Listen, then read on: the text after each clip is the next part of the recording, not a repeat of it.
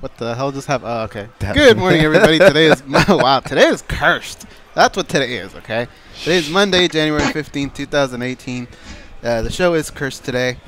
Anything that could possibly go wrong has gone wrong. Dude, don't say that. That's scary. Dude. I'm Goes. That's Dan. Yes. You know Danny. What? George, we don't know. Mike Boyle, we don't know. And the headset just went out for a second, so it scared the crap out of us. Yeah. But on today's show, we will have Stephen Thompson, Cris Cyborg, recap everything that went on this weekend. A lot of fun stuff to talk about. A lot of different angles. A lot of drama this weekend. A lot of things to talk about. Open up the phone lines for you guys to call in. Sound off. Only 2 guests today. So it should be a fun show. You got anything to say, Dan? Nothing much. I mean, I'm hoping it's not crazy because we got to do our usual recap of the weekend's events. But dude, this next weekend, not even this next weekend, these next 2 weekends are back-to-back event weekends as far as the big shows are concerned, UFC and Bellator. Mm-hmm.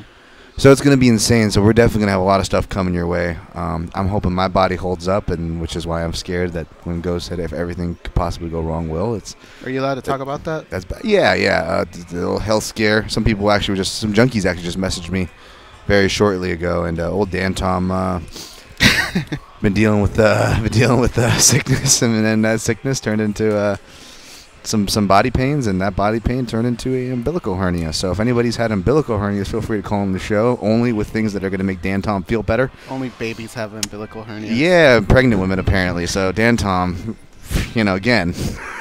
You know what? I think I know somebody who's had it now. Okay. I don't want to throw this person under the bus, but right. When we go to Langley, Virginia, or Norfolk, okay, that gentleman, I believe, has had that. Right. Just recently, too, like a year ago. Yeah, again, it's an easy procedure. It's very common apparently, but again, with the back-to-back weeks, and your boy would rather it be another week, but we're gonna get through it. We're gonna get through it. So it's not as bad as what poor Gigi had to go through. That patella tendon surgery. Would not wish on my worst enemies, though. A lot of people around me are either getting older or getting hurt. And I know a lot of people that have been injured. And that was a funny thing is I was trying to get actually in for some preventative, and so I started doing body weight stuff. When that 11-week stretch we got over at the end of 2017, I got back into Extreme Couture. But I think the hernia might have started from that one training session, which is ironic. And that's kind of how I'm wired, too. I've got that weird luck where, like, when I initially had my concussion back in 2015, I took 3 months off to be safe. But I was going crazy off the mat, and it was my birthday. I'm like, you know what? I'm not going to go in and spar, but I need to go and do something. I'm just going to go in and grapple, and I snapped my toe in half. So again, God. then I was gone. I don't know why as an adult I can't hear these things anymore. Turn up to 30. When I was a kid, I was all about it. You got pictures? Let me see. Now it's oh man. Dan, you got to start the show because I got to take this phone call. Okay, cool. You're going to have to start. It could be the dance show. While I'm doing stuff back in the back door as well. Not that kind of back door, Junkie Nation. Dan Thomas doing some producing. Up in 10 seconds, Dan. That's your lasting impression from the pre-show. All right. All right, guys, stay tuned. Coming up. Stand by.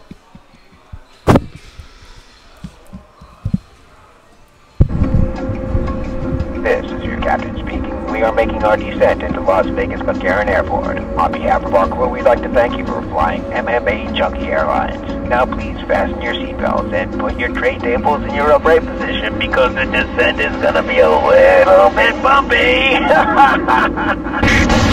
Alright, Junkie Nation, it's time to roll, baby, on MMA Junkie Radio with Gorgeous George and Go. This is what we do and why we do it, baby. All night long, we rollin'! Yeah! The MMA Junkie Radio revolution is upon us. Can you dig it? There's no escape. No escape. Through the vast frontier of cyberspace and through a sea of stars in outer space. One small step for man, one giant leap for mankind. We've solidified our combat communication stranglehold. We are controlling transmission. with the use of MMA Junkie Radio and SiriusXM satellite radio technology. MMA Junkie Radio. Commence transmission.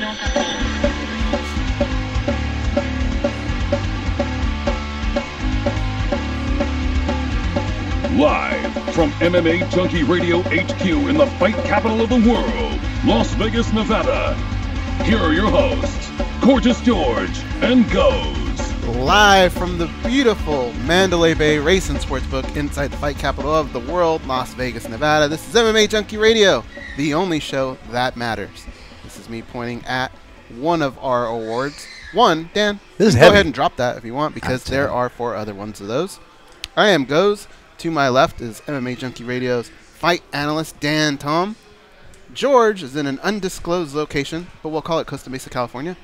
And Danny is back in New York via New Jersey. We are patching a few things up here. We had a very crazy morning, and that's why things are starting to, things sound a little different, but okay.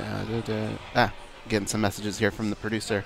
So basically what's happening is they are patching George through right now, so producer Danny is off doing that, and me and Dan Tom will hold down the fort until that connection is made. But what we want to talk about today, what we want to bring up, obviously, guys, is UFC Fight Night 124, Stevens versus Choi. Great main event. The card wasn't bad. It wasn't great.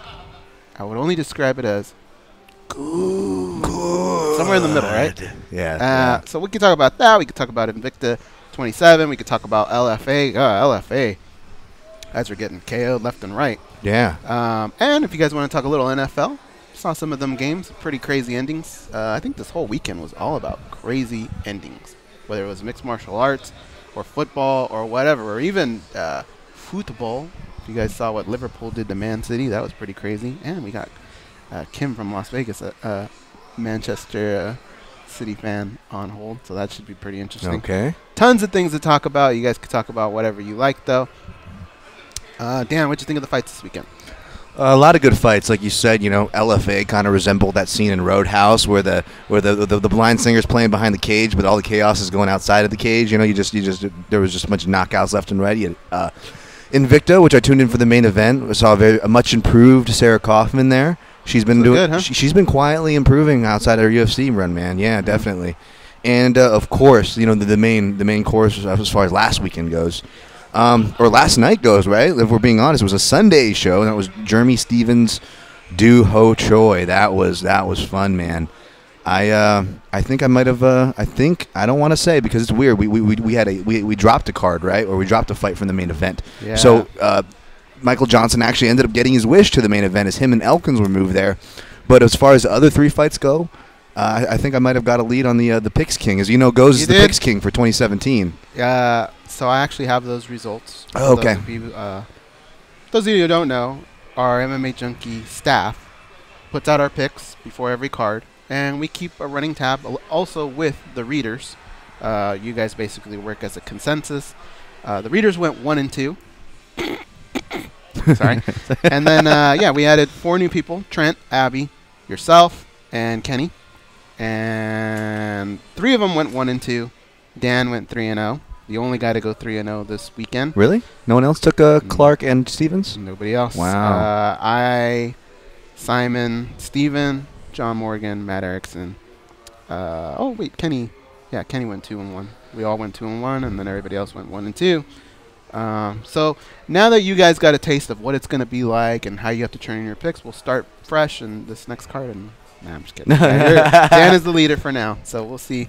We'll see how this all ends up. We got a long ways to go. I know in the past we talked about maybe doing like half seasons, you know, like cut it in half, because it is kind of a long time to go. But nobody said anything, so I guess you got to wait till next year around this time to find out how this all plays out.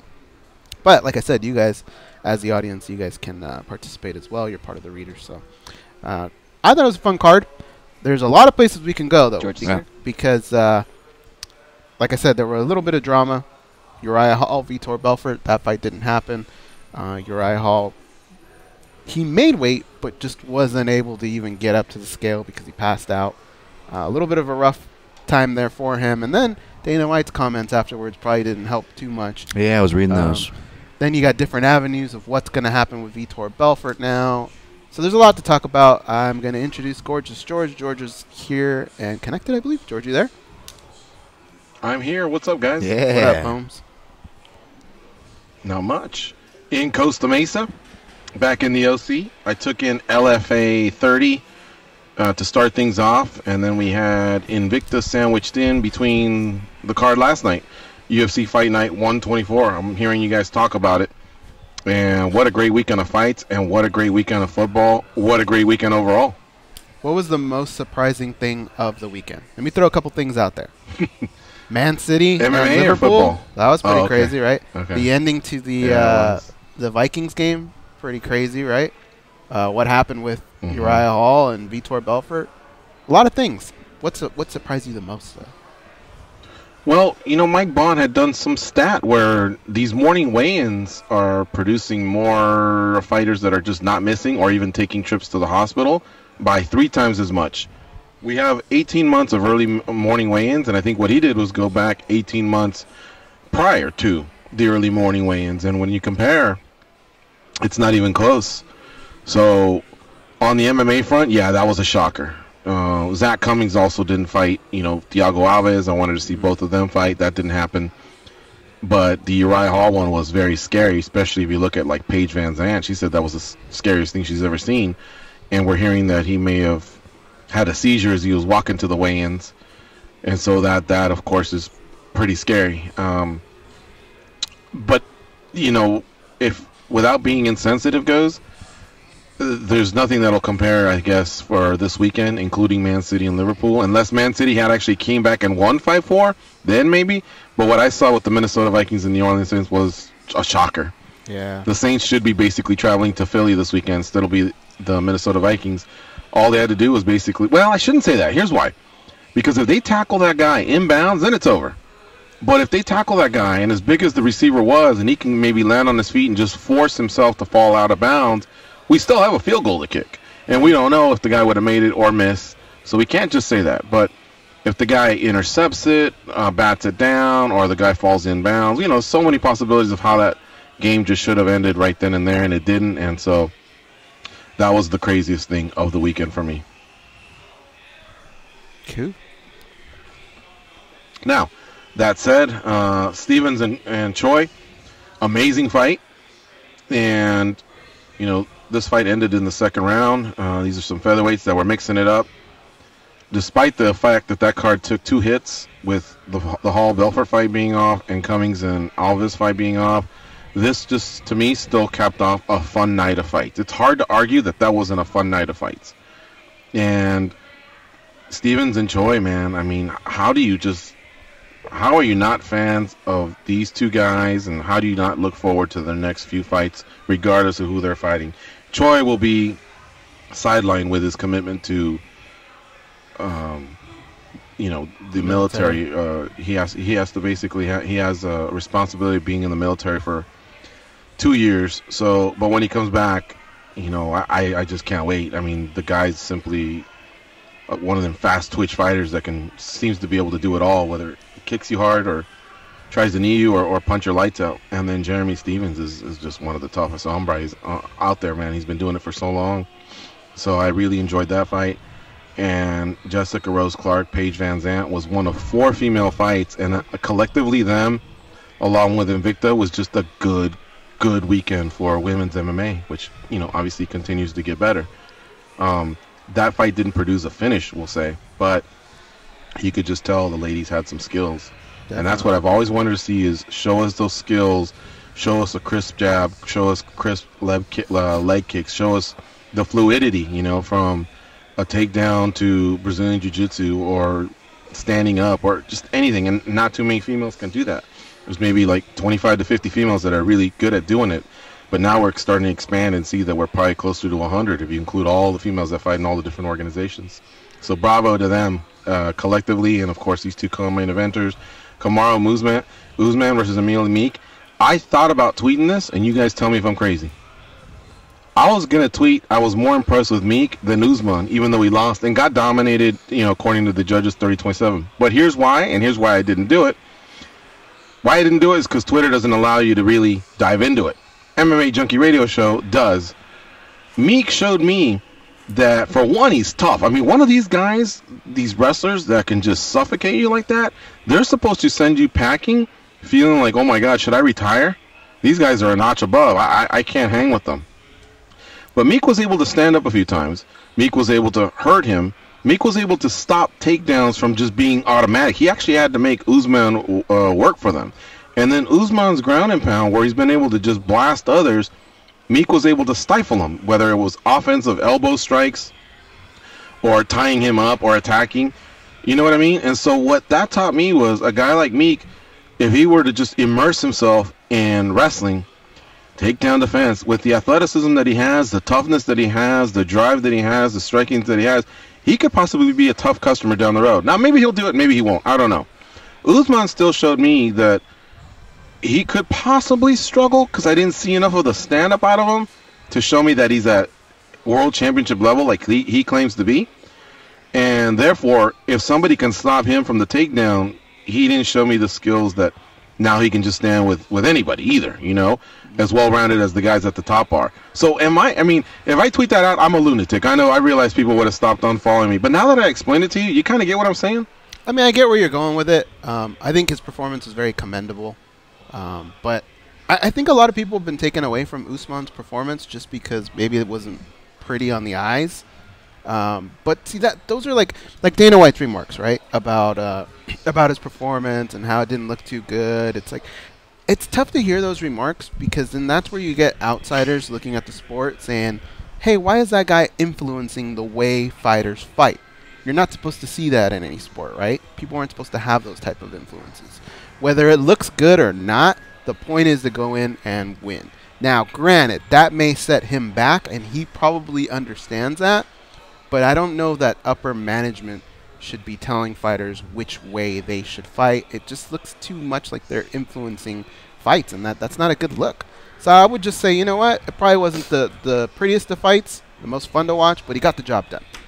I'll co-sign on I'll co-sign around that. I'll co-sign on what George said, but I'll also say that I'll add to that I'm not surprised, and I'm not just saying that. I'm saying that because I write 800 to 1,000 words on these matches before they happen, and in that, I actually called Usman by decision. The reason was because I explained that Meek actually is very underrated talent as far as his get-up abilities, the answers that he has for takedowns, and he wasn't going to make it an easy night. Now, I wonder, now maybe this is kind of bouncing back to you guys, do you think that these expectations that kind of goes we're talking about, or that George was kind of alluding to that we have on these guys, I wonder how much the odds kind of feel that too, because when you see these odds on a guy where a guy's like 6 or 7 to 1, you're like, oh, well, if he's that much of a favorite, then he should wax this guy, right? That's what those odds are, again, like Twitter, like George said, you can't dive into it, but that's what those odds are saying at face value.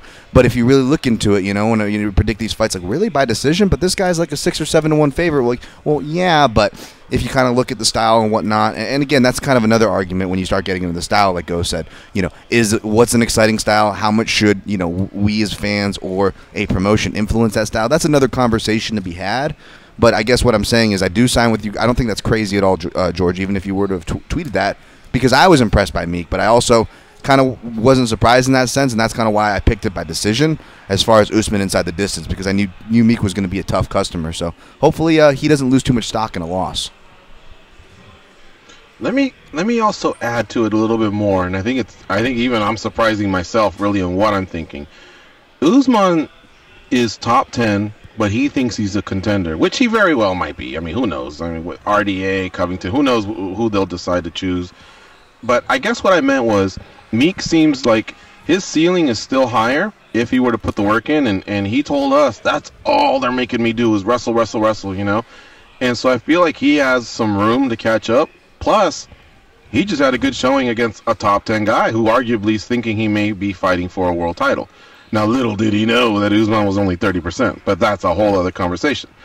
I guess here's what I was trying to say. It was Meek at where he's at impressed me more with the ceiling he has than Usman where he was at, considering he thinks he's a contender, which he very well, again, might be because of the resume he's put together. So I know that's a little bit confusing, and I know I'm a little all over the place. But with Usman, like Covington was really taking it to Maya, and I felt like with another minute maybe he could finish him. Whereas with Usman, it just seemed like he it wasn't his night. And again, maybe it is that 30%, but you know what? Let that come out, man. Don't tell the whole world yourself, you know, hey, this is the deal, because it just sounds a little bit, you know, disrespectful to the opponent, to the fans that paid money to come out and see you fight, and it's just one of those get out of jail cards. Kind of like, don't criticize me because this is what it is. You know, I think that's just something that needs to organically happen when someone interviews you one day down the road and goes, hey, I saw something off in St. Louis. Well, I didn't want to say anything, but since you're asking, you know. And then as far as Dana White's concern goes, I think a lot of the times when he volunteers it rubs me the wrong way. But when people ask him straight up, I'm ready to receive his answers. You know what I mean? Because he's being asked, and it's refreshing compared to the other commissioners and other presidents of other leagues that I guess won't even give you that opportunity. You know, as far as the Hall comments, oof, that one just stung a little too close to when it happened. I mean, you know, seizures can lead to a death. I don't know how close he was to that, but he has hospitalized for 24 or 48 hours. So I just thought that was probably not the right time to talk about that. I know sometimes he likes to subliminally send these messages to the fighters. Hey, I'm watching you. You know what you did. Shape up, but that just didn't seem like the right time. And frankly, I just want Uriah Hall to get healthy first, and then everyone can sit down and figure out what needs to happen, privately or publicly or whatever. Finally, that other fight, Darren Elkins defeated Michael Johnson just to complete the main card, which if you guys did, I'm sorry for popping in here a couple minutes late, but Darren Elkins versus Michael Johnson, I mean, how are you not a Darren Elkins fan at this point? Especially if you're just a Joe Lunchpail type guy, you know what I mean? He just gets the job done, and he has to, you know, his ass must be kicked for a few minutes before his offense kicks in, but when it does, I mean, he comes after you pretty hard. I mean, we talked about Meek's performance and how he looked pretty decent in a loss. I thought Michael Johnson looked pretty good at 145 up until the mistake he made that caused him to lose the fight. So hopefully, I mean, I don't know what that's going to do for Michael Johnson. Things are not good in Michael Johnson land right now, but hopefully going to 145 and the fights that he's given us, the way he's looked in a loss, gives him some more leeway. But, I mean, you can't take away from Elkins and what he's been able to do here. I second what you guys said, but you know, both of these guys, and you guys can tell me if you guys have fighters like this. There's some fighters that you just feel like you can't pick right, like to save your life. Yeah, and Donald Cerrone's mine. Yeah, Donald Cerrone is one of mine too as well. And Neil Magny's another one that sometimes I have a tough time on as well. But both these guys, Elkins and Michael Johnson, are guys that I love their game, and I'm very familiar. We've all been watching them for so long. But if I did a tally and like how well I've done on my picks on their last fights, it's terrible. But yeah, I second everything you guys say, and Elkins is on a heck of a streak right now, guys.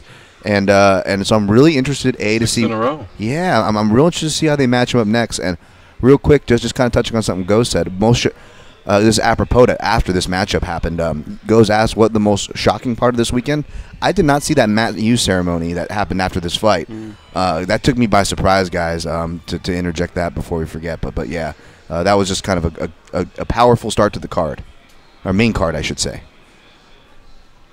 It certainly was. Let me come back to that in just 1 second while I just finish out a few fun facts here. 10,052 were in attendance at the Scott Trade Center last night for UFC St. Louis, a.k.a. UFC Fight Night 124. The bonuses went to, and that's 50,000 each, Jeremy Stevens and Doohoo Choi for Fight of the Night. So they share 100 grand. Again, it's 50 each. Performance of the Night, Darren Elkins and Polo Reyes. And yes, you know, we've talked about how you can spice up a pay-per-view, and I always talk about, well, bring another fighter in, one that's scheduled to fight maybe the winner, or maybe they're, whether it's for a title or not, or just some sort of a grudge match when they can do it. And many times they can, although many times the UFC reserves the right to just surprise us. But in this instance, this was different, and them bringing in Matt Hughes just felt right, especially because of where they were at. He's from Hillsboro, Illinois, but I think they were close enough to an area where he was very familiar with. I think the hit squad was close to that area as well, the gym that he had with, I think it was Matt Pena and Robbie Lawler. And seeing him walk out, man, was, broke my heart, because when I heard he had made a recovery, I really thought, I guess he was closer to being 100% than what I witnessed. So for a moment, it broke my heart. I thought it was very touching, what they did and how the fans reacted to him. So bravo to the UFC for doing that. But that walk he has is similar to the walk I have because of my recent surgery. So I just thought, wow, he still has a ways to go, and hope for the best for the guy. But I thought it was ingenious of the UFC to do that, and on many fronts. And I'm wondering if they could do that with other athletes in other parts of the world, that are relevant to where they're at or where they're going, or whether they've suffered anything or not. I think when you reach the status of a Matt Hughes, the UFC tends to call you a member of their family. And that family's quite extended, so why not do that for others, in certain parts of the United States or the world? No, I hear you. And definitely with some of the tragedies that we've had recently in our sport, it was just a really feel-good moment. Yeah, and let's take some calls.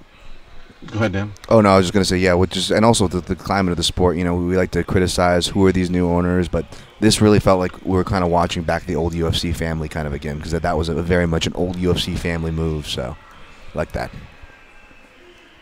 No doubt. Our guests today are going to be Cris Cyborg and Stephen Thompson. We'll talk to both of them in the second hour. This first hour is wide open to recap the events this weekend, as well as the football that's going down. We're down to 4 teams. But right now, I know we have some callers on hold, so let's take a couple of those before we get to that big break. We'll start off with Kim in Las Vegas. What's up, Kim? How you doing? Hey, guys. First off, I want to just let Goes know that we only have time for 2 sports, so we'll not be talking about soccer. So, anyway, I would have to say this card, I kind of agree with Goes, except that I would give this one a D+. It's like the poor man version of the Vikings and Saints game. It was like, there were some okay moments at the beginning, the end was awesome, but I got to be honest, I wasn't really so much into this card. Did you give it a D+? Yeah, wow. It was just one of those, cards where I was preferring to do other shit than actually watch the fights. Of course I, watched all of them, but I don't know, this card just seemed like it lost a hell of a lot of steam, but then again, I might just be mad that Uriah Hall, I didn't get to see him. I feel bad for him. But even Paige Van Zant's fight kind of bored the shit out of me, and I'm kind of a fan of hers, so I might be the one person to give it a terrible rating, but that's okay. At least Manchester City is still a couple points ahead of Manchester United, but I said we won't talk about soccer. Anyway, nice to talk to you guys. I gotta go. All right, bye, Kim. I'm not that far off from her, Showtime in George. Tennessee. D+? No, I would give it like a C+, B- around there. That's what I'm thinking, but you come home with a B- or a C+. The C+, the parents may tell you, well, why didn't you get a B? The B-, I think they'll probably go, yeah, all right. Let's have some dinner. Thank God he didn't come home with a C or D, but a D+, that you're getting a talking to, you know what I mean? Mm-hmm. Look, I guess early on, those decisions, they didn't set the tone for what was coming up, but I really like the turnaround in Kang's career. And he just looked pretty tough, in his handling of Canetti. And then Irene Aldana, even though she didn't get the finish, they went back and forth. And Irene Aldana really has some nice boxing, nice jab, a nice 1-2, a nice left hook to the body. And then some of the scrambles they had on the bottom were pretty amazing. So even though it was a decision, and even though in the past I've been a little harsh on women's MMA, this was a great women's MMA fight. Somebody scolded me a while back on the superlative great, so maybe I should just say really good or good. Of course, great is the great ones, the all-time greats. But I really, really liked it. Polo Reyes and Matt Favola, they just teed off on each other, and we got ourselves a finish there. Now, the Krause-White fight, not only did some people think the wrong guy got his name called, but I guess it did have some moments for those that, especially the ones that want the finishes, they didn't get it. And then once we moved into Elkins, there was a decision there. Usman and Meek, even though Meek was getting dominated, you know, it was kind of bloody, and Meek cracked his eye, and you know, he, like I say, both guys, we were just kind of watching two guys that could be part of the future, especially Usman, more immediate. The co-main, I guess slowed things down a little bit, but they still had high volume, so that's kind of, I guess, what kept me in. And then the main event was legit, dude. I mean, it was legit. It was that was a great main event. So that's why everything I just described, I mean, maybe it sounds a little slanted because I'm trying to make an argument, but that doesn't feel like I described a D+ card. I mean, the only reason I gave it a C+ is just it seemed like the people that were ahead in their fights, it seemed like the other fighter just didn't really didn't make you think that they were going to pull that comeback. You know what I mean? Mm-hmm. I mean, now, I guess the other thing I'm feeling here is it's almost like an indictment on the UFC. Like, they could have done, but let's not forget, Cummings and Alves fell out. Hall and Belfer fell out. Otherwise, who knows what we could have had, but that didn't help the UFC. All right, let's do the one more call, then we got to take our break. It's Showtime in Tennessee. What's up, Showtime? How you doing? What's going on, fellas? What up? Not much, man. What up, what up? I'm going to bust your balls, Gorgeous George. Man, hey, if Usman wasn't well, man, and he fighting, and he basically dominated this dude, man, shit, man, it's hard to get in there and just beat the shit out of a guy that's a good-ass fighter. You know, it's tough, man. You know what? I'm not gonna even lie. That's why I was just sitting there thinking, because I was watching the football game yesterday, and I'm like, damn, man, we criticize these guys. Man, it's hell, man. I sat there, I played defensive back, so I know what that guy, you know, to be in that position. I had never just blew a game like that, but, man, when you back there and you got so much shit going on, man, and you're trying to make that play, and he closed his eyes. I heard you. That's why I'm tying this into what we're saying about Usman. He closed his eyes, man. A lot of people don't know, when that spotlight get big and you get in that moment, that's what makes people great.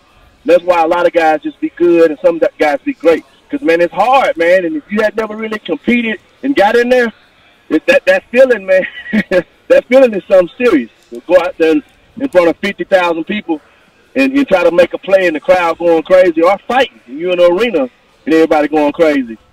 And you fighting the guy that's pretty much just, that guy was strong, man. I like Meek, man. Like you said, Joe, I will agree with you on this. He got a hell of an upside. He's tough as shit, but I'm going to go back to this. For Usman to be able to ragdoll him and to pick him up and fucking slam him, that was Khabib-ish. I mean, who else can do that besides probably him and Khabib and maybe a guy like Kaylee, a real good wrestler. But, I mean, I don't know who just toss guys around like that, man. That was impressive, the way he did that. But I felt like there was still another gear he could hit. To go for the finish. And see, when you're here, when you're this close and you're fighting off Covington, RDA, and all the other ones that are chasing you, you just this is an opportunity to make a statement. And remember, he teed it up himself by saying, this guy doesn't belong with me. He's nowhere on my level on any front. And so when you say that, well, we're expecting you. We expect something similar to that. If not, yeah, as fans and as media, that's how we're going to react to it a little bit. The odds makers were convinced this was going to be a blowout. Usman was convinced this was going to be a blowout. Then the scores indicate, in a way, it was a blowout. But Usman, I guess, didn't show me that he's ready for Woodley, whereas Meek just showed me, wow, hey, this guy's got upside. That's why I guess I'm a little bit more excited about his next fight than Usman's next fight. But he won. Like Go said, he won, and that's important. So as far as criticism goes, that's why they get paid big bucks. You know what I mean? I don't get paid big bucks, and I just got criticized, and I'll just take that. And when the show's off, I'll find other criticism. But the safety that missed that play, yeah, others have missed that play, but not many. He may lose his job. He cost his team a lot of money, you know, well, not just a lot of money, but the opportunity to advance. So he's got to take that criticism, and I'll give him credit. I think his name is Marcus Thompson. I forget what his name is, but he did handle the media straight up and took blame, and for that I commend him.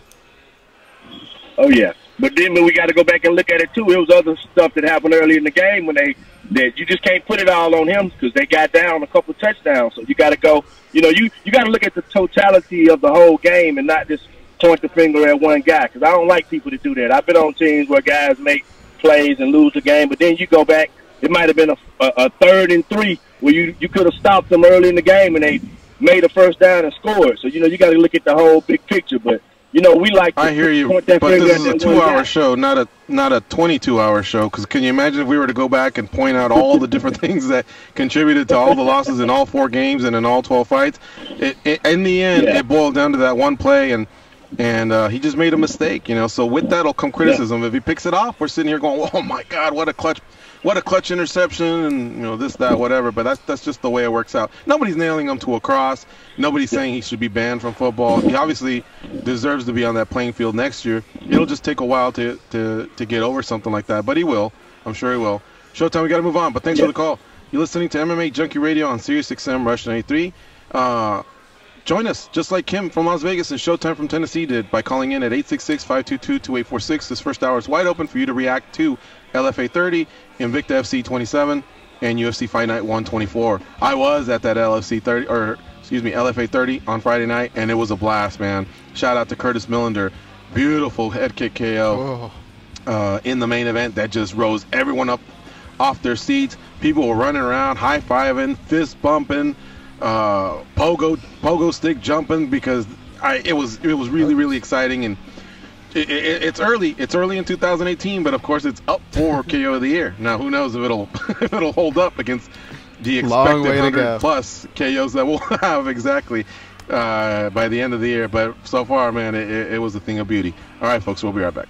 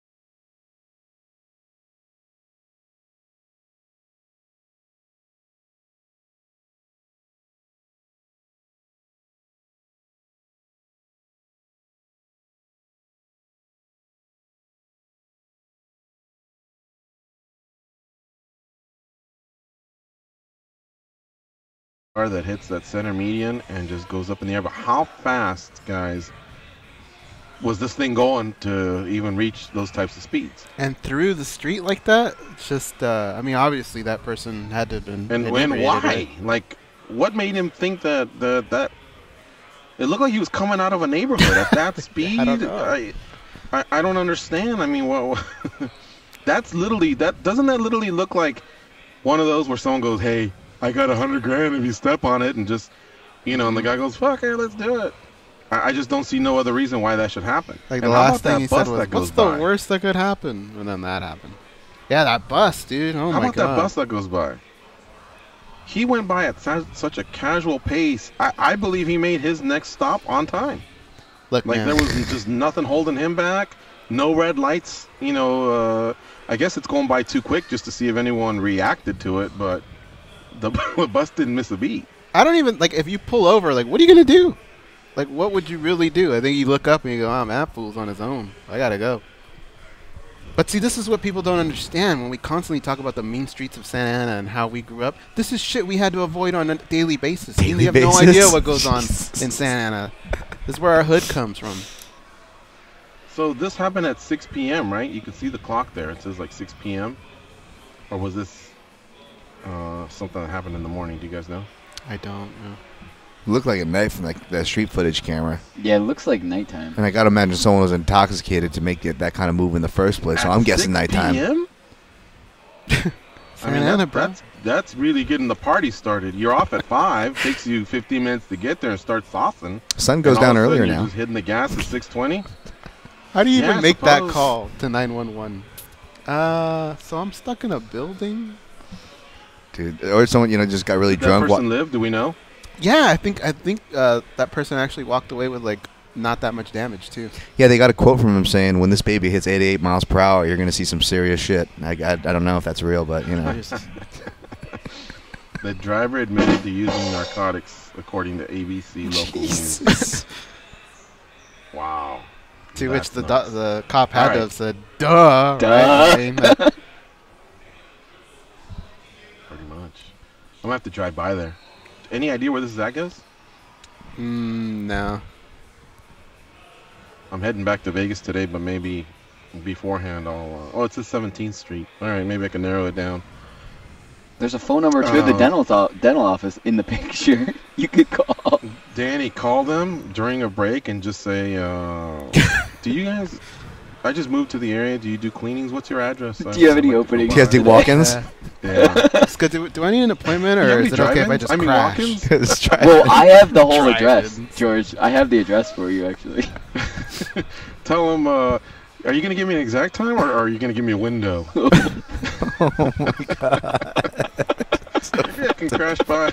Maybe I can crash the party. Is that all right? Oh my gosh.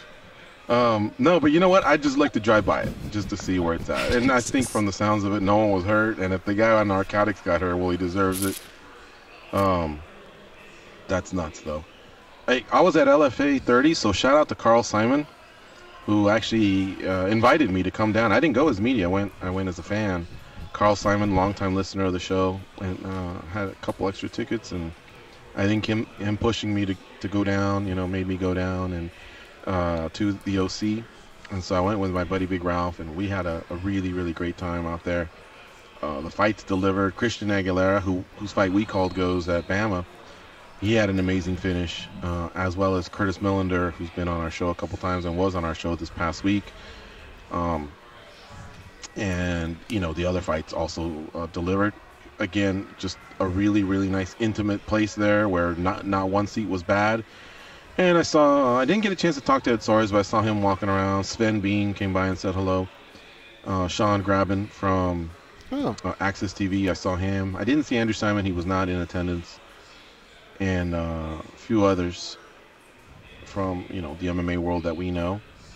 So it was really, really cool to go there. And LFA just, off to a great start, man. That was really, really an outstanding card. And I'm not sure if you guys caught it or not, but, those guys have been doing this for a long time. And I think that Curtis Millender guy is definitely ready for the UFC, the next level. So hopefully he gets a call soon.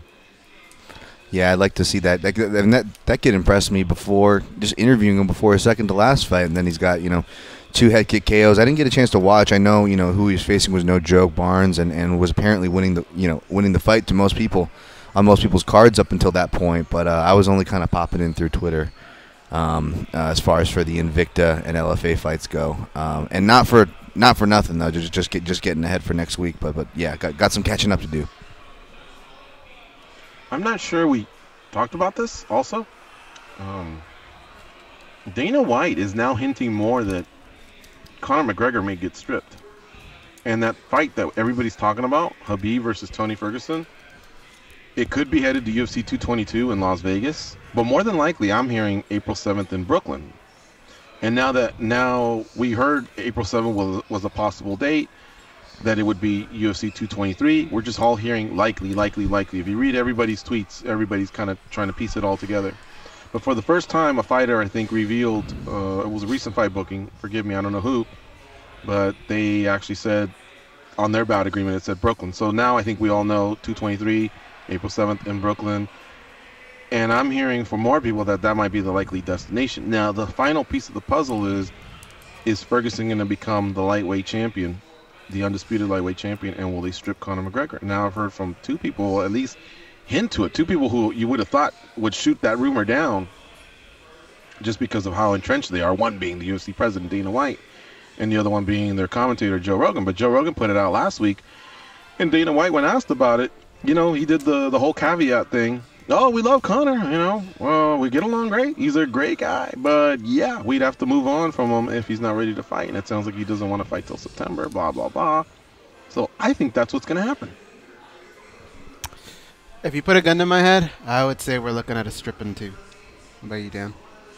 I think so too. When I see that September date that he put up there, to me that's negotiation for we could use you for the summer, buddy. Come on, at least do us for the summer. And either way, I am not counting on it.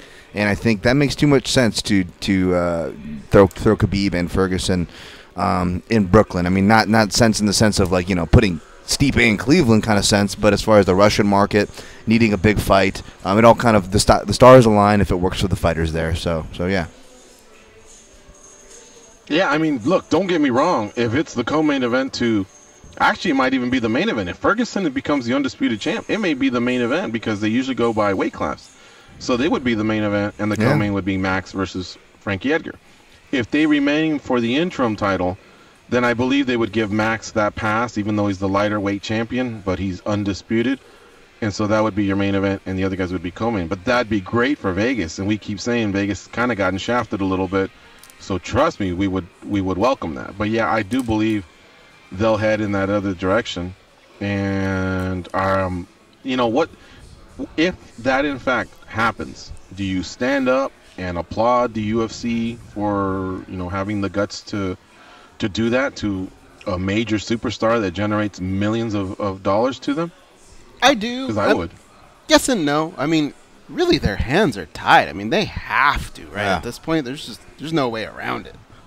I would have applauded them if they did it, maybe even the turn of the year. But no, yeah. I agree. It's one of those things where I applaud them. Obviously, you all know my stance on that. But like Go said, you kind of now it's to the point where you just have to. I mean, I think everybody, even the supporters, are kind of like, well, yeah, it has been a minute since he has defended, or tried to, or yes, okay, So I think we're all kind of coming to that point.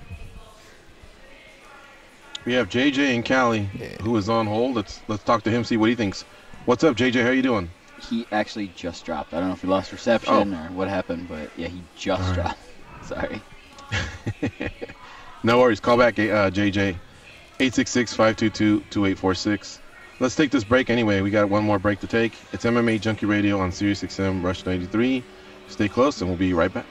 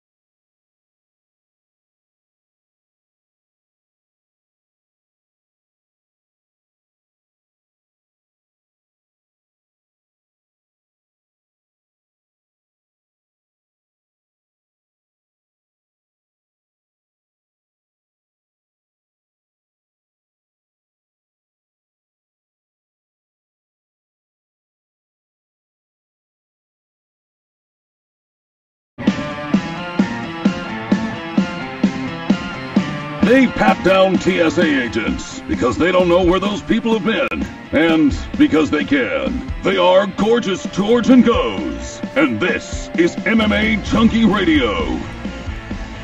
SiriusXM Radio is giving our subscribers the chance to win an opportunity to go to Minneapolis, Minnesota for Super Bowl 52. One grand prize winner will receive a trip for two, including airfare, 3 nights hotel stay, and 2 tickets to Super Bowl 52 on February 4th in Minneapolis, Minnesota. If you're a football fan, this is the ultimate prize. No additional purchases necessary. For official rules and to enter, go to SiriusXM.com/Super Bowl. Do that before January 24th, 2018. The NFL entities, as defined in the official rules, have not offered or sponsored the sweepstakes in any way. Also, a shout out to Cameron and Nadine from Punch Gunk Goes. I met them in person. Oh, very cool. I'm actually staring at their product right now. Yeah, very nice. In fact, I told them, I go, yeah, it's actually on our desk, and I definitely wanted to talk about that one day when I think it makes the most sense. And being that we've gone with some fighters to JBLE, that's where we actually crossed paths with Punch Gunk. There was a fighter that had gone on a trip with us who was going to be in studio recently, and I think that's when we had, talked about doing it, and it didn't happen. And so now at this point, maybe just you and I can talk about the product Goes, or if sure. I actually plan used on it having the that other day. guest in soon, we'll do it then. Oh, did you really? Yeah, the little packet. Uh-huh. Yeah, it was very And? soothing.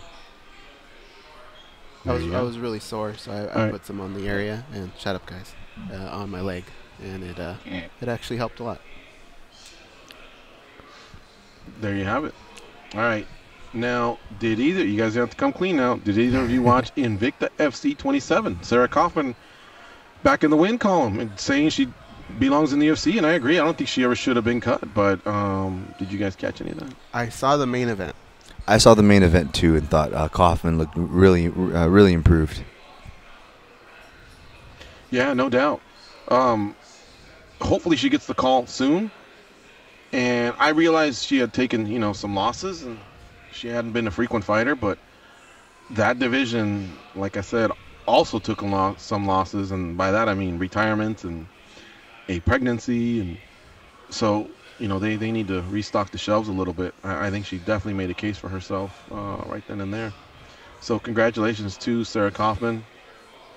And it's funny because I came across a thread, it was a Pam Sorensen interview as I was prepping for Cyborg's interview. And the interviewer asked Pam Sorensen top 5 contributors to women's MMA, and she had listed a couple of the obvious ones like Gina Carano, Ronda Rousey, Cyborg. She also mentioned Caitlin Young. Now, Pam Sorensen's from Minnesota, so I think she was giving some love to Caitlin because she inspired her to get into the sport. She's they're not from the same gym, but she's from a crosstown gym somewhere in Minnesota. But Caitlin also has now become a matchmaker and has just been a big mover in women's mixed martial arts. But the other name she threw out was Shannon Knapp, and I started thinking, wow, she may actually have a point because Shannon's been through a lot. She started this organization, and the UFC said we'll take that, and basically took her 25 best fighters. But she's and then she also had I think it was a year and a half where Invicta had no shows, because they had some problems between the owners, the upper management, and then she finally got it. It's her baby, and they're plugging away. And like I told you all last week, it does very well on the UFC Fight Pass. They're not going anywhere, and yet they continue to do well. So who knows? I mean, I don't know if she has the status that Dana White has to mixed martial arts, as we know it. Let's just separate it by gender, mixed martial arts for men. But that's what one women's MMA fighter felt, and she gave I thought that was incredible kudos for Shannon Knapp. She's been in the sport so much longer than people realize, even going back to Strikeforce and all that. This is a name that we could say we grew up in the sport hearing this name early on. Yeah, and before that, the IFL. Mm-hmm. So, anyway, here's a few other results from the fight card on Sunday. Last night, James Krause defeated Alex White. Marco Polo Reyes defeated Matt Frivola. Irene Aldana defeated Talita Bernardo. Kyun Ho Kang defeated Guido Canetti.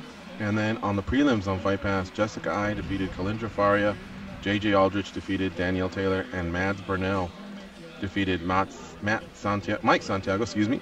And if you haven't heard Vitor Belfort and Uriah Hall, as well as Zach Cummings and Thiago Alves, you don't know what happened with their fights. Unfortunately, they didn't happen. Hall had to pull out of his fight because he didn't make weight. Cummings, I believe, got sick, so that's why he wasn't able to fight Thiago Alves. So it's unfortunate. What we heard behind the scenes, though, was that they had found a fight for Vitor Belfort on Saturday night, and if he couldn't do it then, they found him one for the following week in Boston, which is this Saturday. And that one was rumored to be Brad Tavares. Belfort saying, no, I don't want either one of them. I'd like to fight in London against Michael Bisping. Michael Bisping's already shot that down, so he wants nothing to do with Vitor Belfort. We'll talk more about that in the second hour. We got Cris Cyborg coming up, as well as Stephen Thompson. So stay close. You're listening to MMA Junkie Radio on Sirius XM, Rush 93.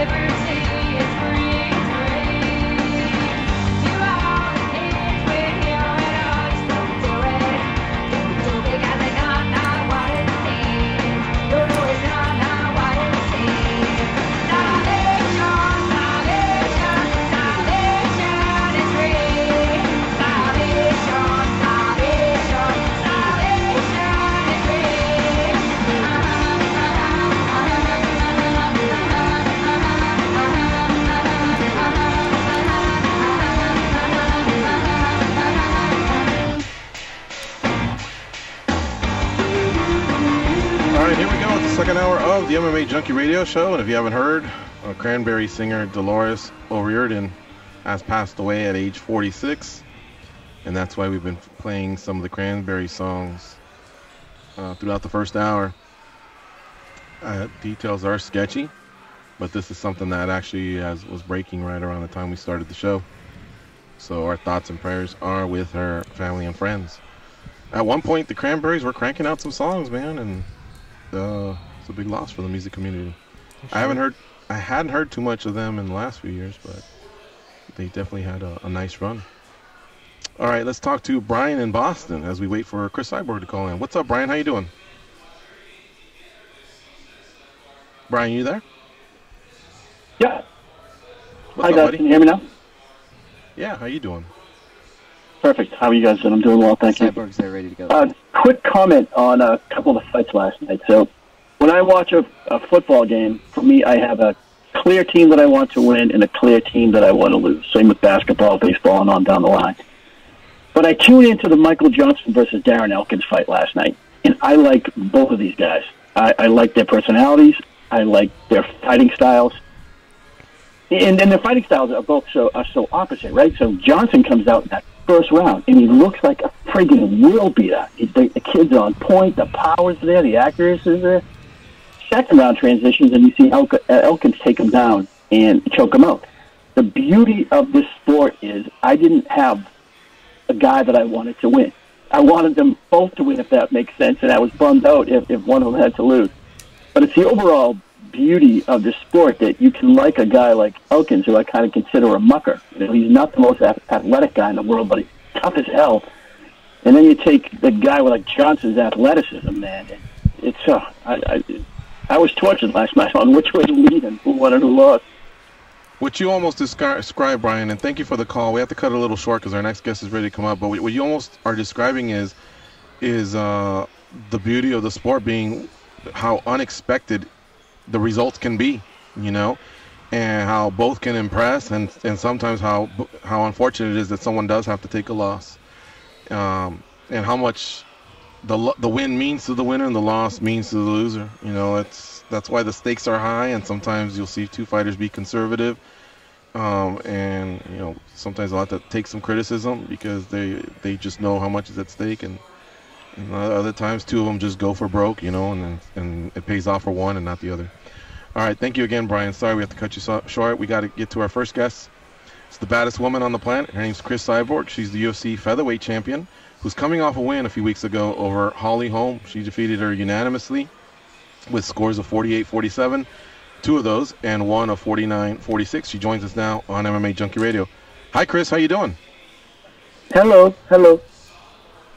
Welcome back to MMA Junkie Radio. You're on with George Goes and Dan. We appreciate your time. And congratulations on a great win over Holly Holm.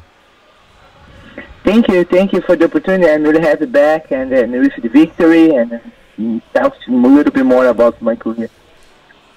What was it like to share the octagon with another legend like yourself, but you know, Holly Holm having all the success she had in boxing, and now, you know, she was also a former champion in the UFC in the bantamweight division, and you guys shared 25 minutes together. What was that experience like? You know, it was special, you know, because Holly, you know, she's had a lot of experience, and then she's 17 times world champion boxing. And then, you know, for training for this fight, I really challenged you myself. I train a lot. You know, she's the first girl I fight southpaw, and then I think I improved my game a lot. You know, I learned a lot from this camp. And, you know, amazing, you know, she's the first girl I punch hard, and then she's not quit, she stay. And then she stay for fighting. And then, you know, this is just shows she's a real fighter.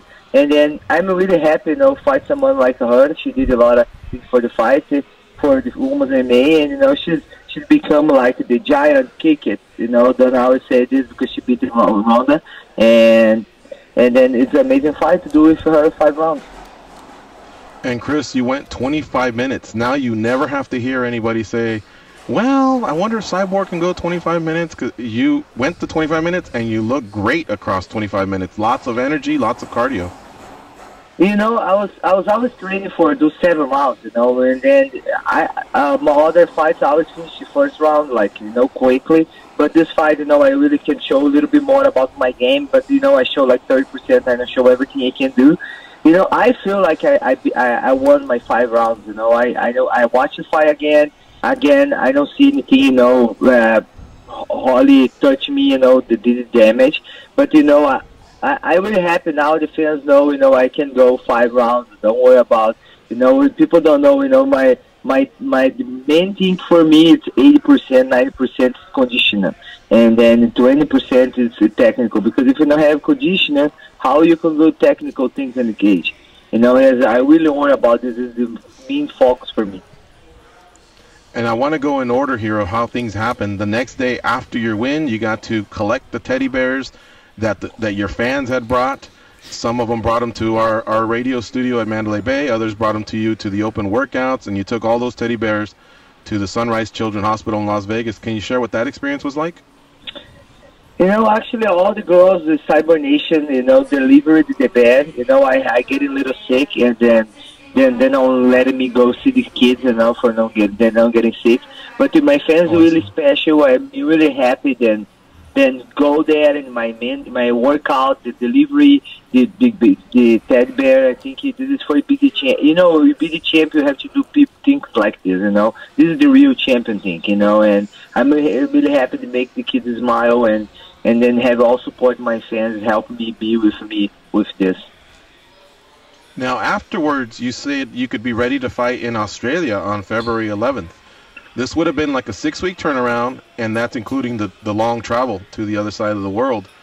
And I remember about a year ago, there, you know, when you were kind of having, I guess, I don't know if we want to call them the weight cutting, you know, was very difficult. You were saying your body needs to rest, and you need to decompress from the fights for you to be able to take a new fight. But here you were willing to do it within 6 weeks. So can you talk about the turnaround with nutrition and weight cutting that now that this is to the point where you can fight more frequently? That's very impressive. You know, the house I have a lot of problem about cut weight because I was not cutting weight. I was killing myself. I was trying up to 140 and it's a catch weight, and this is really hard for me all the time after the fight. I have to have time, you know, for recover my body because I was killing my body. And then when this last cut as 145, you know, it's my division. And then I had an amazing cut. You know, I work with Robert Emerson. We learned a lot about the catch weight fight because we learned a lot of things about my body. And it is amazing. I have amazing cut. You can see, you know, I did the 5 rounds. Don't have any problem. I can do 10 around that time. And you know, my goal is to do 3 fights in 2018.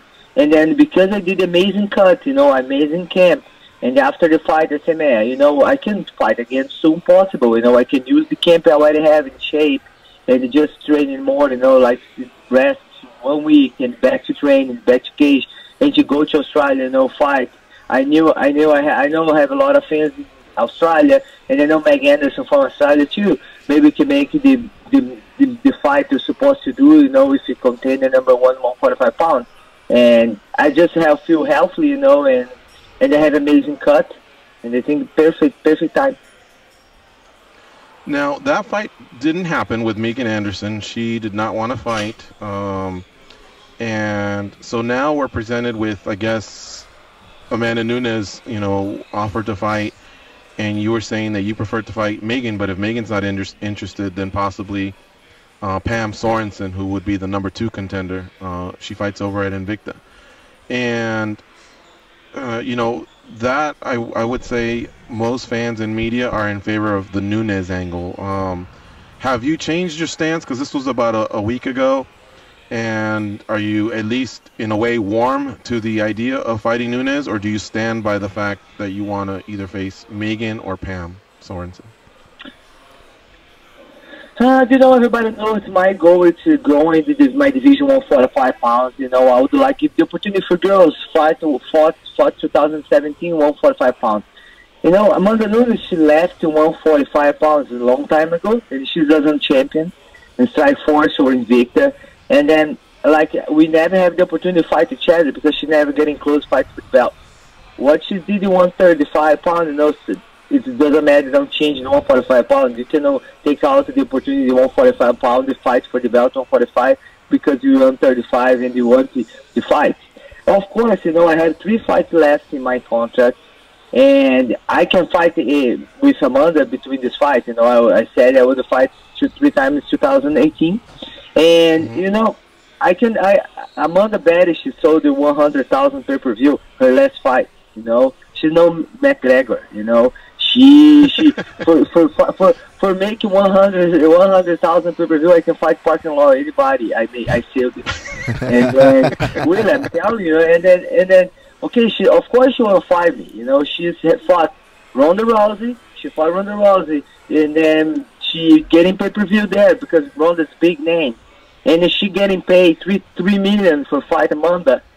And then other fights she fought too. She fought Misha Tate. She fought Brock Lesnar, and then Misha Tate make pay-per-view to fight too. And then of course she want to fight me. She wants getting paid, big pay. You know, she knows she's better. Say 100,000 pay-per-view. And of course we can do that fight, but we need to do and then big card. Have to be big events. You know, have to more championship for everybody make money together. If a super fight is supposed to make super money, you know, and then of course I can fight her, but by herself, only her, this fight is not making anything for my career, and not making money either, you know. But if you put it in bigger card, you know, for sure, and then I'll talk to my manager. My manager gonna talk to FC, and then for make this fight happen, it has to be big card, big fight, big event. Cris Cyborg, our guest here on MMA Junkie Radio. All right, let me send it over to the boys in Las Vegas. Goes, Dan, what do you have for Cris Cyborg? Chris, so when we hear the UFC say that we're in talks with Cyborg, with her camp, do they primarily talk to your management? Do you ever have any one-on-one talks with Dana White, and what's that relationship like? Me and Dana, we don't talk too much because I was my team, and me contact with Hunter. You know, I'm really happy to have Hunter, you know, for a talk, and we discussed it. I did my new contract with him, and I know he's between Dana, you know, and me, and, you know, I have a good relationship with him, and I'm really happy how this is working, how this helped me, you know, for UFC now. I think if I'm at UFC now, because me, my manager, and Hunter talk to each other and, you know, getting better for a good relationship. What about Amanda Nunes? What has your interactions with her in the past been like, and how do you think she would have done against the Holly Holm that you fought the other night? You know, I think this fight will be a great fight. I think Holly's the next line for fight 135, and then if you see, you know, Amanda wants to jump in front of everybody in 145, but you know, Amanda have a lot of girls she's no beat. You know, she lost for Catherine Gunn. She lost for Alex Davis, you know, she's by TKO, and then, you know, just have a lot of grosses too on fight, but just think about the big payday. I can understand that, you know, but I cannot forget just I need help my division growth. You know, if you just beat the girls 135, this is not gonna make my 145 division growing. And then my big goal, you know, everybody knows how I fight for having my division. I make catch weight. You know, I did everything for getting better, and then I'm there for growing MMA, and then for have the opportunity for having equal rights like guys. Guys have a lot of division. Girls supposed to have a lot of division. Guys getting paid great. The women have to get paid great because we do the same job. We do the same job. What's the difference? And then everybody like watching women's MMA fight. You know, and that's it. I'm here for this, you know. But I understand she wants to get paid, but she wants to help the sport. Maybe 145, fight Holly Holm 145. You know, help Catherine Gunn 145. Let's help the women's MMA. Don't just think by herself and make a lot of money. Chris, I completely hear that. As far as wanting to grow the division, I think everybody can respect that. And as far as business goes for the Amanda Nunes fight, I think you made yourself very clear, and I think everybody can absolutely respect that. But I have to ask you, Chris, just as far as martial arts and skill-wise, when you do look at someone like Amanda Nunes, can you tell me what you think she does well, and can you tell me something you think maybe she doesn't do so well? I can remember Amanda when she's fought 145. You know, she's from Brazil, and she fought in Brazil. I know when she started. When she started, I already fought. I was the champion. You know, I respect all my opponents, and then I think she's a great fighter. She's an aggressive fighter. I think when I fight her, it's gonna be an amazing fight. But she never fight somebody like me in my division 145 pounds. And let's see, you know. Let's see. If you watch Alex Davis fight her, and Alex Davis drop 125, and she see the Catherine Gunn, she's 125 pounds too. You know, I'm the real 145. You know, and then if she wanna fight me, it'll be amazing. It'll be amazing fight her, but it have to be amazing card. It'll be super fight. Just have to be a nice event, you know, and then we can. Because she can say she don't say pay-per-view. She don't help anything about or for help my division or for help with say pay-per-view, you know. Cris, congratulations, by the way. Two things here before we let you go. The rumors are between 340 and 380,000 pay-per-views for UFC 219, headlined by you and Holly Holm. And then I imagine you're pretty happy with that number. Your numbers keep going up. And then the other thing, your friend Clarissa Shields just won her boxing match. I'm sure you're happy for your friend as well. You know, I'm really happy about the number, you know, but I think you could have it better, you know, numbers. If you have the more time for promotion, like we have just have only 8 weeks, and if you see the UFC 214 have like a tour for promotion. But, you know, and I think the mini Holly fighters deserve the tour promotions for making nice paper, nice numbers. But, you know, I'm really happy about the numbers. And if I have more fights, championship in the card, I think we're going to get better numbers. But I'm really happy about. And, you know, just going to grow and grow. You know, my fan base is really strong. From Gina Carano fight, from now, we keep the same fan base. And then Clarissa Shields, she's amazing. She's the best fighter in boxing, you know, at the time. And then I love watching her fights. The girl punched her one time, she punched the girl 7 times, you know. And the house funny, everybody find the girls she's fighting. She's fighting 168 pounds. And they have a girl to fight. Imagine 145, of course you're gonna find. Just try find. And then, you know, and then I'm looking forward to training with Clarissa, I think in March, February. And she's going to be in camp again because she's going to fight in April. And I'm very excited about it. I'm just going to get better in my game and improve. Can't wait to see it. Cris, thank you very much for the time as always. Enjoy your time up in Big Bear, wherever you might be, and we'll talk to you soon. Thank you. Thanks for the opportunity. Thank all my fans. And follow me, CrisCyborg.com. That's right. All right. Thanks, Cris. Take care. Thank you. All right, and a big shout out to Ray for setting that up. She's right. Follow her on Twitter. Cyborg Nation in the house. At Cris Cyborg is her handle. We're going to take this quick break. You're listening to MMA Junkie Radio on Sirius XM Rush 93. When we come back, we'll be talking to Wonder Boy Stephen Thompson. Stay close.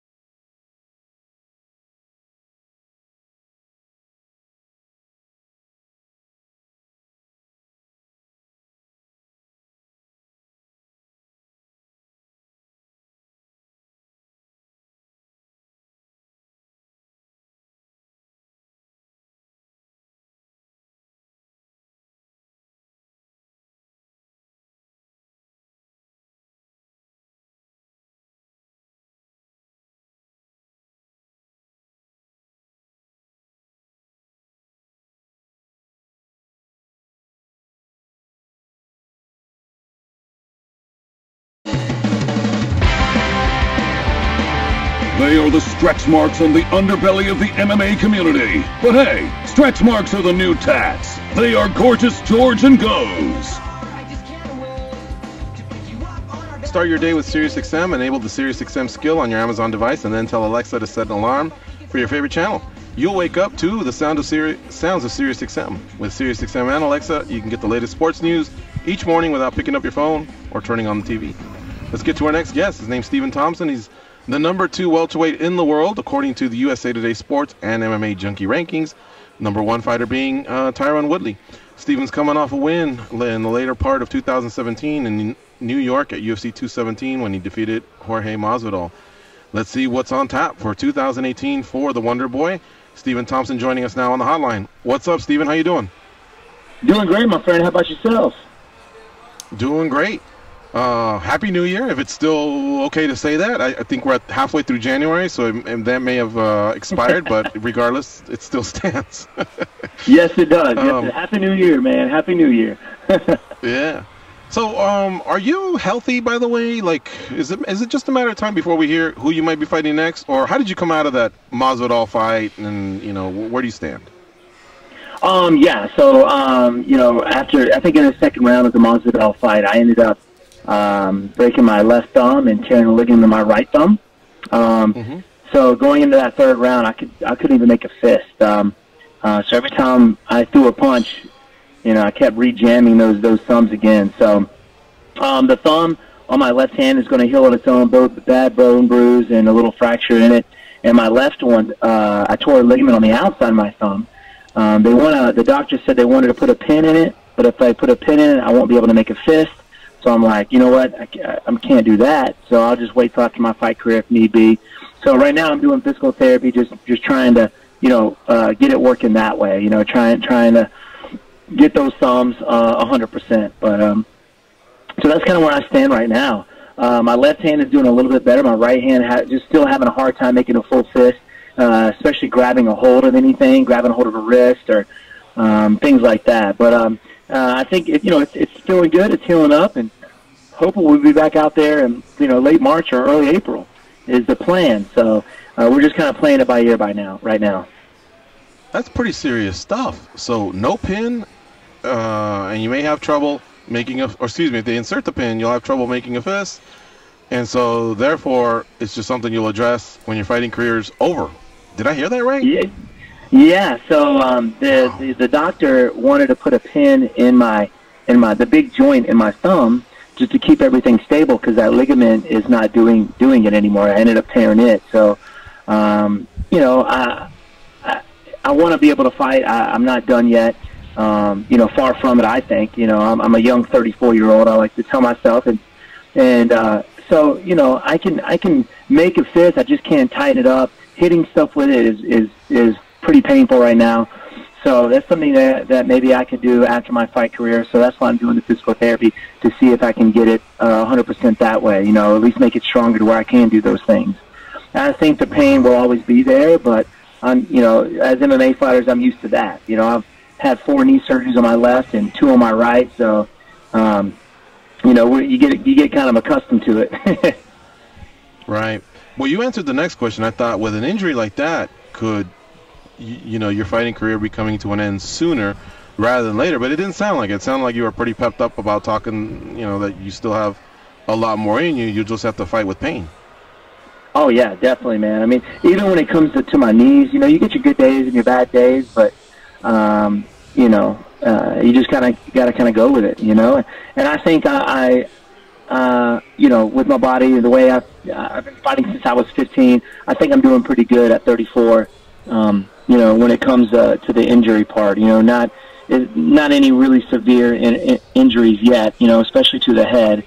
Try not to take those shots, But those kind of shots are the ones that pretty much end guys' careers. So those really heavy shots to the head, getting knocked out. And, my training is we're very smart with our training, wearing full pads. We all wear 18-ounce gloves, headgear. We pass from head to toe. We always keep it light to the head. So I think doing that as well has kept me going, fighting for as long as I have. And I feel great, to be honest with you. And so, yeah, man, I'm going to do this as long as my body will let me or when my coach, my dad, tells me, hey, Stephen, you're done. So yeah, man, I'm just along for the ride. Stephen Thompson, our guest here on MMA Junkie Radio. He's 14-2 overall in mixed martial arts, 57-0 when he was kickboxing. He's got wins over George Masvidal, Rory McDonald, Johnny Hendricks, Jake Ellenberger, Patrick Cote, and one Robert Whittaker, who is the current UFC middleweight champion. Although stuff went down this past weekend, I don't know where that sits. But I know, let me man. send it over to the boys. You heard, huh? Yeah. Yeah. Let me send it over to the fellas at Mandalay Bay in Las Vegas. What do you have for the Wonder Boy, guys? Steven, are you able, in this time right now where you're healing up, are you able to disconnect from training, from mixed martial arts? And is that a little bit of a blessing in disguise if you are able to do that? I think so, because I'm always training. You know, I'm always training. There's always something that I can do, even when you're injured. So it gives me a chance to work on other things that maybe I wouldn't do normally in camp. Focusing more on my kicks, maybe adding some more weapons to my arsenal. Really working my striking, my kicking. I can't do a whole lot of grappling yet, just because of grabbing. I have done a little bit of wrestling, very slow drilling, but I had to take my thumbs up against my hands so I don't use them, you know, so it's very light stuff. So it gives me a chance to kind of, like I said, let your body heal up a little bit, but also work on other things that I could do better in my my fighting, working, switching sides, working my legs a little bit more. The past few fights, I've kind of held back on my kicking, especially the variety that I have in my kicking arsenal. I haven't really shown the UFC the whole variety of things that I can do. Most everybody have seen the lead leg kicks and lead leg side kicks, and that's about it. So, just focusing on other things, and to be honest with you, it is kind of a blessing to be able to do that, and that way next time I step out there, I'll have something different up my sleeve. Early on we were talking a little bit about some of the fights that took place this weekend, and one of the guys that we brought up was Kamaru Usman, and we were talking about his fighting style and all that comes with that, and having to talk to get certain fights that people want. Do you ever feel any pressure to be a certain way or fight a certain way to get ahead in the UFC? You know what? It does seem like nowadays, especially with new owners, the owners, ING, WME, it's an entertainment industry. So they want that, I think. It's starting to get that way. It's starting to seem like you do got to talk a lot of crap to be able to do that. But I feel that there are certain people who do it better than others. Conor McGregor, for instance, he's got the accent, he's got the swag, he's very intelligent with his words. And you got some guys out there who you can kind of tell they're trying too hard, and it's kind of annoying, to be honest with you. And I think the fans are like, what the heck is going on? And, with the UFC, a lot of people are upset with the rankings and not following the rankings, things like that. But for me, I don't think so. I think, you got guys who do the trash talking, and you need those guys, but you also need the guys on the other end of the spectrum as well. You got people that fans love to hate, and you got people, with the nice guy that fans love to watch and love to support. And yeah, man, I'm not going to change for anybody. So I am who I am, and I think when I go out there and put on a show and fight, that does the talking for me.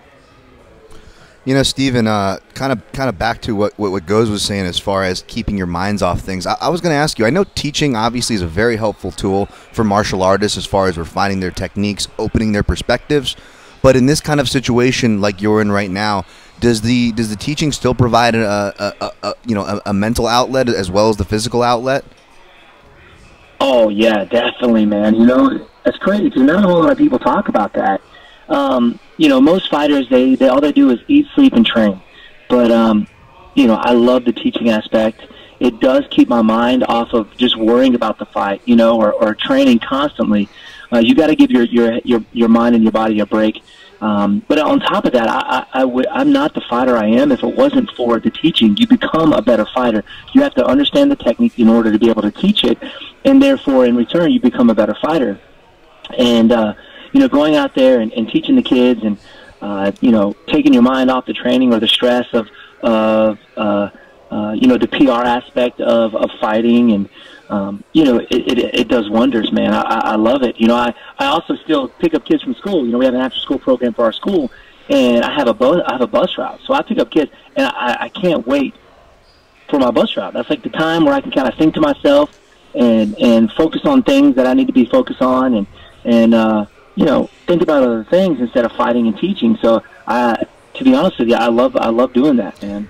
Awesome. And just to build off of that, one more question, Stephen. Kind of a random one, but you know what? I get this question a lot, and I should be able to explain it better considering I break down fights, and I actually come from a Kempo karate background myself. But we have we have a master on the phone, man, and I got to take advantage while we have you. And you know, you're not just obviously good at doing it, but you teach it as well. So let me just ask you, Stephen, for the fans listening, 'cause a lot of listeners have this question. What is the difference between your typical kickboxing, Muay Thai timing that we see in martial art MMA of today, and why does your karate style, not just your, but any kind of karate style, the timing and the technique, why, in the easiest way you can explain, does that give people problems? Well, that's a very good question, to be honest with you. I think the timing is kind of the same, but what makes a difference between the Muay Thai, the average Muay Thai guy and the karate fighter is the distance between each other. Muay Thai guys are known for their toughness. They walk out to the middle and they just beat the crap out of each other. You know what I mean? Even blocking a straight shin kick with your forearm does damage. And so you kind of have that rock and sock and robot type style. As you see a lot of MMA guys, majority of the MMA guys have that Muay Thai mentality. They walk out to the middle and they bang it out. Well, you're starting to see the karate guys come forth and give those Muay Thai guys a little bit harder problems because, the variety of techniques that they throw, which people back in the day thought were ineffective, like the hook kicks and the side kicks and the spin kicks, you're starting to see more of these MMA guys doing it because they do work. If you spend the time practicing it, throwing it into the gym, it will work. And what makes it work is that not a whole lot of people do it. It's very difficult to find fighters who do those kind of things in the gym. So you're starting to see those things land because they don't know where it's coming from, what the guy's going to do next. But what I think makes all the difference is that distance management that I was talking about, and you're starting to see more and more of. Conor McGregor is a master at it as well. Instead of walking out to the middle in my opponent's range and trying to defend myself there, I'm literally like a foot farther back where people don't think I can hit them. See, every fighter has almost like a security boundary bubble around them. And when you step forward into that boundary, your opponent becomes, defensive. He starts bringing his hands up. He's more aware. But you back off that security boundary, they feel like they're more relaxed. So those hands start to drop, and that's when I got you. They don't expect me to close that distance very fast. That's why you see guys like Conor McGregor, Gunnar Nelson, who's very good at it. Mm-hmm. Even Tyron Woodley is very explosive, can cover that distance very fast. Michael Page Venom, man, they're hitting these guys from that distance. So I think that's what makes all the difference is really the distance between the two fighters. And instead of staying in your opponent's range, we're literally like a foot farther back, where they think I'm safe because I know you can't hit me from there unless you close that gap. But I can definitely hit you because we've worked on that closing the gap over and over and over and being explosive with it. So I think that makes all the difference. Well said. Well said. Stephen Wonderboy Thompson, one of the best in the business.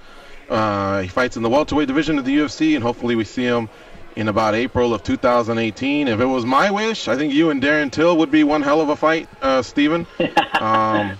Yeah, well, you know what? You never know, my friend. You never know what could happen. Hopefully we'll get these thumbs healed up, but we'll hear something here pretty soon. Darren Till is a tough opponent. You got a lot of guys, which makes the welterweight such a great division because you got guys like Usman and, Colby Covington and, Mike Perry, who just coming up. These are monsters coming into this division. I've got my eye on every one of them. So you never know who it's going to be, man. And it could be Darren Till. It could be Colby. It could be Usman. It could be – you never know. So I'm preparing for whoever. I know you got to catch a flight, but can you just tell us where can people catch the CoStar experience? I know you're really excited about that project. Oh, yeah, so you can go to CoStar. I believe it's CoStar.com. You go there, you sign up, and it's pretty cool because these guys come in and they get your everyday, things I do pretty much every day, kind of on the outside of training all the time because that's what most people see is the footage of training and kicking and sparring, but they don't get to see the downtime part of Stephen Thompson or these athletes. Stuff we do on the weekend, our hobbies, things we like to do. I'm a huge movie buff, so I'm going to the movies all the time. Love paintball. I'm into cars, so you get to kind of see that different side of it. So if you can, check it out. We should have the episode out here pretty soon. Another one coming out. They're coming out actually once a month for the next 12 months. It's going to be a lot of fun, man. So hopefully these guys get to check it out. Check out the CoStar Experience app, and you can subscribe. And therefore, when one of the episodes drops, folks, you can check it out. And Stephen, if I know you drive kids around, but if you ever drive adults around and anyone's out of line, just make sure you tell them you got a pretty mean uppercut yourself. You got it, man. You got it. All right. Take care, my man. See you. Thanks, guys. Bye-bye. All right, folks. That's one of the best in the business. That dude is amazing what he does. And if you want to know about how people who have fought him feel, check out Joe Rogan's podcast with Tyron Woodley. Even though Woodley went 1-0-1 against Thompson, he gives Thompson a lot of respect because he's just one of the toughest puzzles he's ever had to fight and try to figure out. And there's just no room for error. But it was really interesting. I'm about 3/4 of it done with it, but it was pretty interesting insight on just how difficult of a matchup Stephen is. And that, along with what Stephen explained to Dan, just goes to show you how precise you have to be with an assassin like that. All right, let's take our last break. You're listening to MMA Junkie Radio on Sirius XM Rush 93. Stay close. We'll be right back.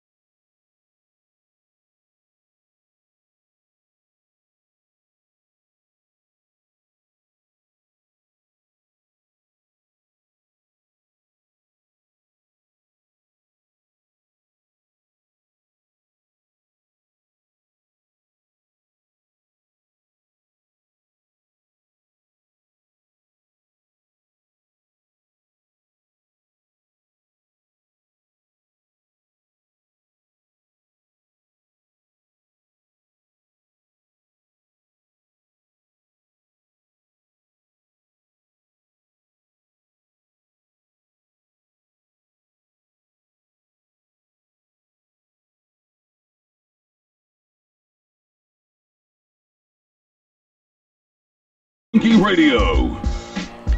SiriusXM Radio is giving our subscribers a chance to win an opportunity to go to Minneapolis, Minnesota for Super Bowl 52.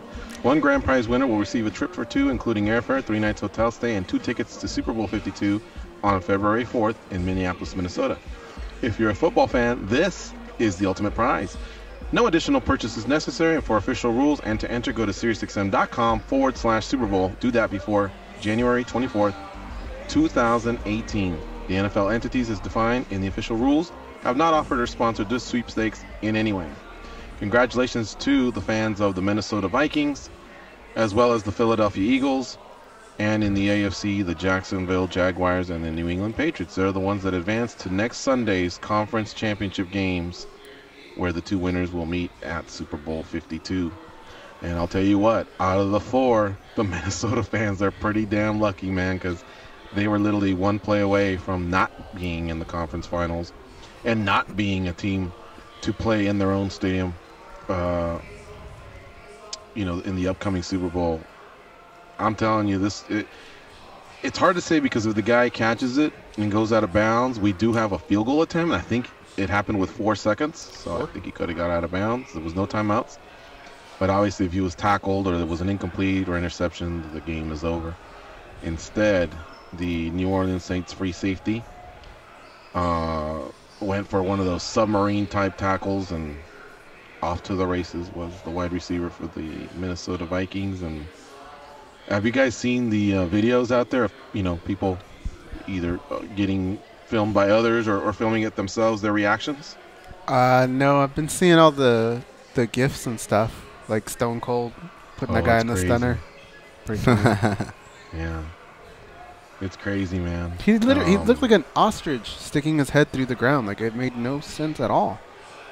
If they would have said he passed out and didn't go for a tackle, then that would make more sense. Mm-hmm. Big Ralph is a Vikings fan, and so I got my knee injury, so there was really nothing I could do. But the other 2 guys I was with just tackled Big Ralph, and they were jumping all over him, dude. And I mean, because he basically had resigned himself to the fact that his squad was done. And I mean, it was a miracle, man. It was an actual miracle, like the Music City Miracle. Remember that one with the Tennessee Titans? Or Colorado against Michigan. It was a Hail Mary type miracle, but it was different because this was a play that shouldn't have resulted in what it resulted. It either lands out of bounds, game's over, or sorry, inbounds, game's over, out of bounds, and there's one more play, and maybe at this point the kicker is the hero, or the GOAT. I don't know. But that play should just not have happened. See, what happened was people talk about, well, why wasn't there more men deep? I mean, that could be a question, but what they were trying to do when you watch the play, watch how the safeties, all the defensive backs for the Saints are standing towards the outside, basically encouraging those other guys to catch something, inside of them.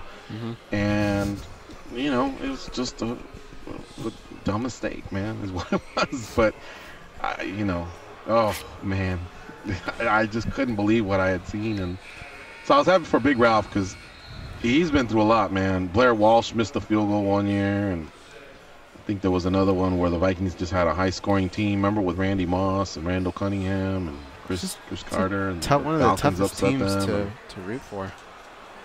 And that's just aside from the 4 Super Bowls where they've come in empty-handed. Yeah, they're but this will lead into my stun gun story for the week. You want to hear it? All right. Go ahead. The Tustin Cavemen is what they're called. These are 4 individuals who play the Goodfellas every year. Well, twice a year. It looks like it's becoming, because we have to play them in March Madness and in the College Bowl pool. Basically, it's just a scoring system, and there's 4 on our side, 4 on their side. And these guys are adamant even though we've only beat them once and they beat us twice, that the one time we beat them, we cheated. That's this past time, now, right? This should be one of those where you just go, whatever, and laugh it off. But for whatever reason, it kind of bugs me. And I'm not the one being accused of it. It's actually more towards my buddy Gabe and my buddy Squid.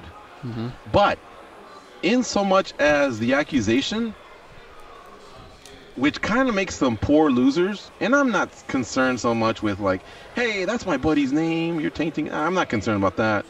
It's just, it kind of sounds a little bit like poor losers. And here's the thing goes, they have absolutely no case at all.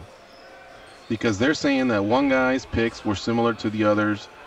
And even if they were, it's not against the rules. And even if there were, it doesn't guarantee that we win.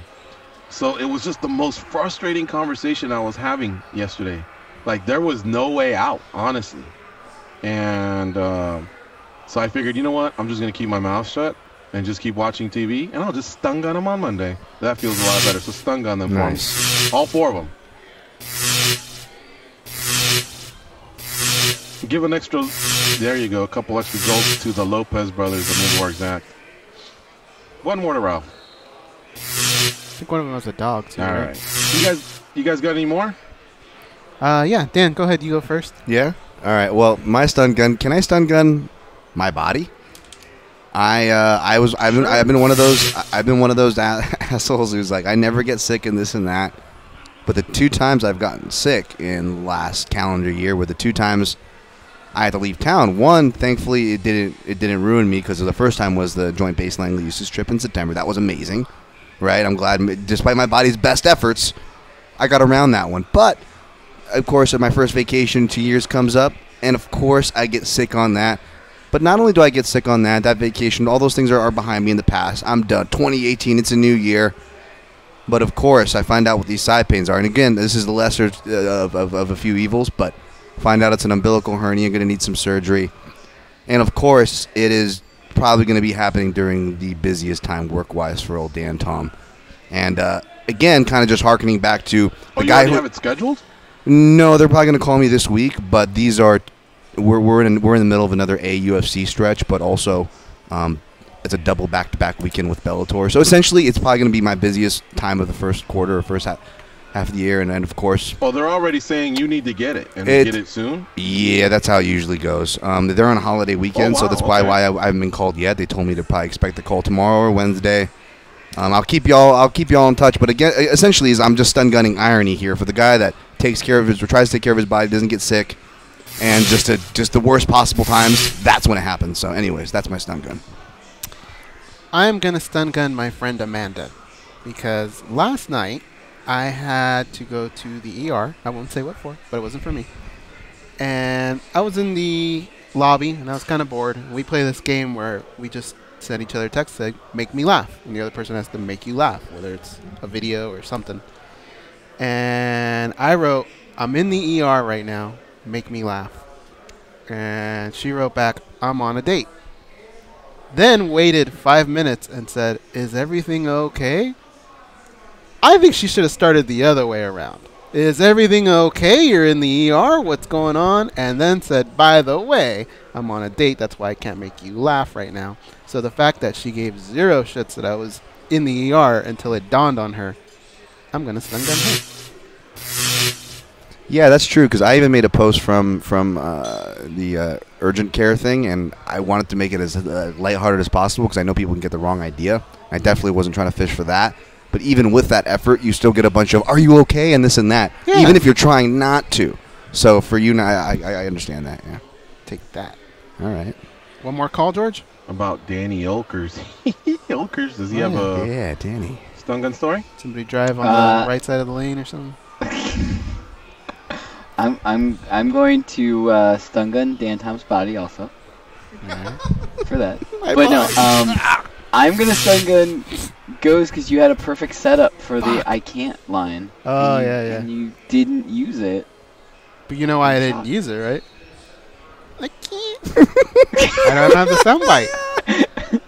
You do have the soundbite. You send it to me. You can open up your email. No, that's from my phone.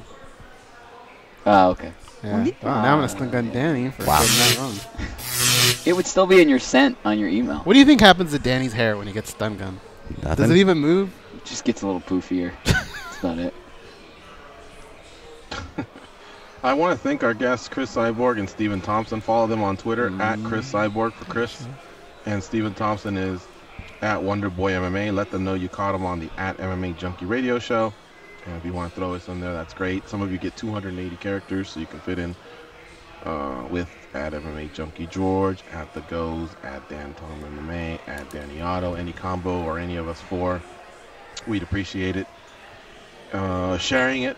We don't hate you when you do that. Or the Facebook streams, YouTube streams. That's all great. Tell your friends you caught us on SiriusXM. There's replays at 8 p.m. Eastern. And the next day, it looks like we're moving now to 7 a.m. Eastern on the next day morning replay. And we're always available on the SiriusXM app. All right, Goes, you said something about one more call? Yeah, I believe we have one more call, right, Dan? I believe we do. Dan in Oregon. What's grinding your gears? What's up, Dan? Yeah. What's grinding my gears? I missed the beginning of the show, but let's stun gun the UFC for not paying Vitor Belfort his show money. I know he's a highly paid guy. He's probably pretty expensive. He wanted to take your short notice fights, but let's get real, man.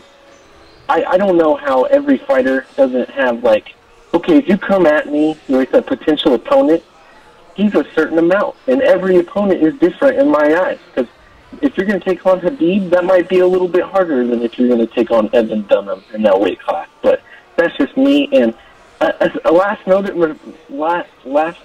replacement, I think that should be 150% of your pay, maybe 200%, just a bonus for doing a solid the last day of. Like, there's no time to prepare for this. And Vitor was the draw. He's the guy out there with, over 1 million Instagram followers and all this nonsense. And for his next matchup, though, what do you guys want to see? Because maybe I'm the only one out here, but he's got a big name. I know a guy out here that only comes back to fight big names. What about Nick Diaz? Nick Diaz with his high volume versus Vitor and his one round of offense that he can put together?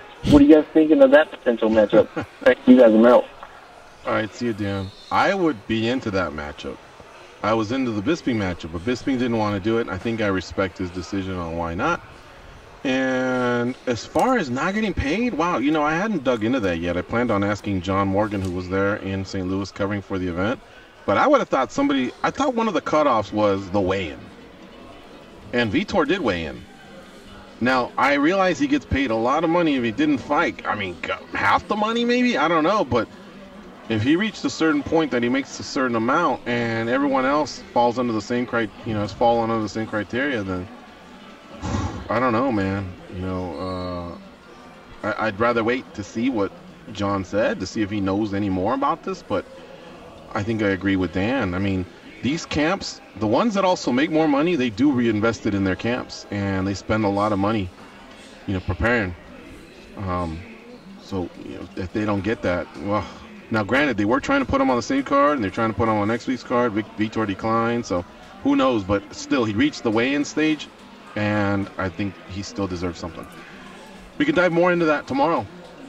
But for now, we'll thank our guest again, Cris Cyborg, and Stephen Thompson. And, of course, big shout-out to Mike Boyle over here in Costa Mesa for allowing me to use the studio. So let's bid adieu for Danny and Dan and the Goes. I'm George. Have a nice day. Go out there and be champions. And, of course, as always, go Manchester United. Big game today. Starts in about 2 minutes.